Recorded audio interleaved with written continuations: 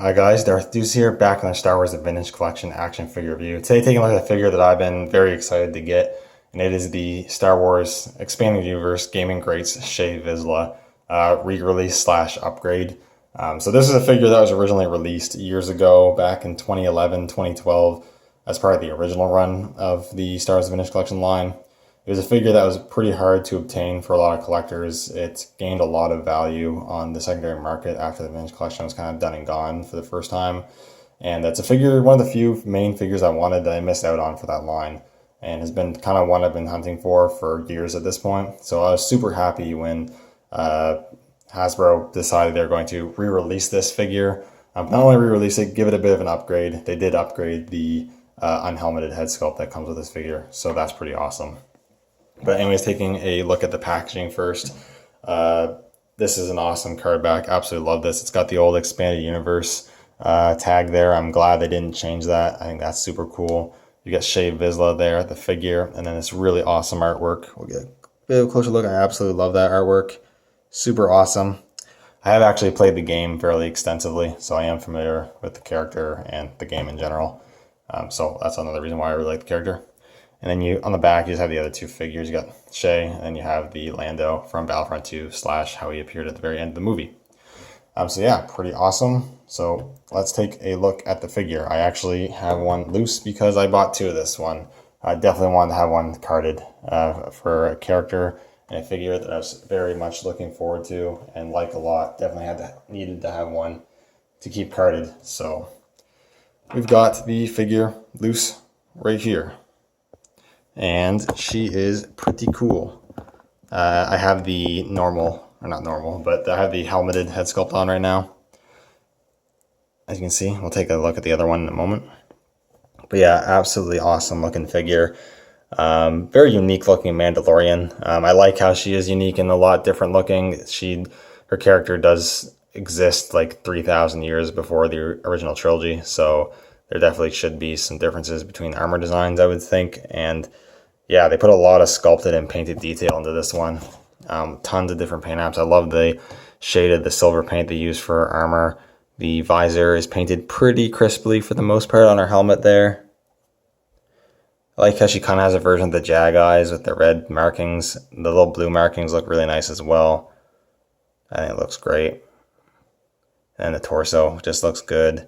The black undersuit has a lot of nice sculpted details. And then you've got all this nice armor details, pouches, weaponry, and whatnot. Got a little bit of gold, the reds. Jetpack here looks good, and you got blue for the thrusters there. Jetpack is actually removable. It just pegs in, and then you can unpeg the tube that connects in the front and take that off if you wanted to. Not really sure why you'd want to, but you do have the option. She also has a canister, very Stormtrooper-like, with some nice paint apps. And the belt looks really good. Gauntlets are all weaponed up. Got some gear, gadgets, and whatnot on there. It looks really nice. The pale blue looks really cool as well. Some more contrasting colors to break up the array of silver that's you see on here. Little bits of gold and whatnot. Very personalized armor, which is good for Mandalorian characters who take, their whole culture is based around the armor and customizing it and all that stuff. So yeah, looks super good. Just standing there, this figure, it looks very premium. It's very impressive how many paint apps and sculpted detail they really put into this one. Not too much else to talk about though. I don't want to drone on forever. But yeah, absolutely love the look of this. In terms of articulation, she does have a ball joint to the neck that does actually get pretty decent range of motion with the helmeted head sculpt on. It is a lot more restricted with her unhelmeted because of the hair sculpt. Ball hinges at the shoulders. This one's pretty limited because of the kind of bulky shoulder pad. Okay, actually, they're kind of both the same. The shoulder pads, they can't really... You can kind of work this one under and get more, like so. This one you can't really, it's too bulky. Single hinges at the elbows, which go about 90. Swivels at the wrists, which is fine. A ball joint at the torso, that moves pretty good. Only swiveled the hips. This is where it kind of shows its age a bit. The swivel hip, not awful, but definitely a outmoded engineering for articulation. It does hinder a lot of what you can do with this figure, in my opinion. Not the worst thing in the world, but yeah, I'm not a huge fan of that. But it is an older mold, so it is what I expected. a single hinge in the knee, which moves 90 degrees, that's fine. And then hinge in the ankles, which actually moves up quite a bit, down quite a bit, and then rotates. There's no pivot because back when this figure came out, the ankle pivot was basically non-existent on these figures at the time, so not a big deal.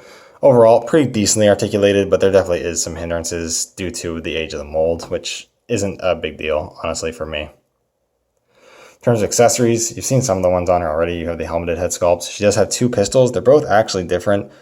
I really like the look of them. They kind of look a little like heavy revolvers, which is pretty cool. And this one has a scope sculpted on it. So I like how they're different. You can technically store them in the little loops on her belt here, but they're made of soft plastic, and if you store them in there, it's going to warp the guns. So yeah, you decide if that's something you want to do or not. I don't really like that, but it is an option, so at least you have an option to store them should you want to. You also, which is pretty cool, you get two little holes on both gauntlets. I'm just not going to remove the guns, I don't feel like it.